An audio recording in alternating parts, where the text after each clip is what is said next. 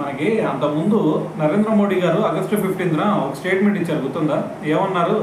ప్రజల మీద అధిక భారం పడకూడదని చెప్పేసి ఈ జిఎస్టీలో సంస్కరణలు తీసుకొస్తామని చెప్పేసి చెప్పారు కదా. అయితే మరి నిన్న ఈ జిఎస్టీలో సంస్కరణలు తీసుకొచ్చి ఆ మాటనైతే నిలబెట్టుకున్నారనే చెప్పాలి. అయితే ఇదంతా ఒక ఎత్తు అయితే, ఇప్పుడు మరి కొత్తగా తీసుకొచ్చిన ఈ జిఎస్టీ సంస్కరణలు వచ్చేసరికి రేపు సెప్టెంబర్ 22 నుంచి అయితే అమల్లోకి వస్తాయి అన్నమాట. అయితే ఇదంతా ఒక ఎత్తు అయితే మనం ఇక్కడ ఇంకో విషయం గుర్తుపెట్టుకోవాలి. అదేంటి? అంటే హానికర ట్యాక్స్ పరిధిలోకి వచ్చేటటువంటి cigarette, gutka, pan masala, tobacco, zarda, అదేవిధంగా బీడీలపై మరి ఏదైతే మరి 40% ట్యాక్స్ ఇప్పుడు విధించారో ఇవి అమల్లోకి రావడానికి ఇంకొంచెం టైం అయితే పట్టే ఛాన్స్ కనిపిస్తుంది.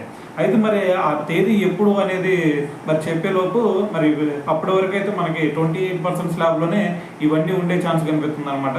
అయితే మరి ప్రస్తుతం సిగరెట్ల మీద చూసుకుంటే వాటి సైజును బట్టి జిఎస్టీ అదేవిధంగా సెస్ ఈ రెండు కూడా కలిపి గరిష్టంగా 64% ట్యాక్స్ అయితే అమల్లో ఉందన్నమాట.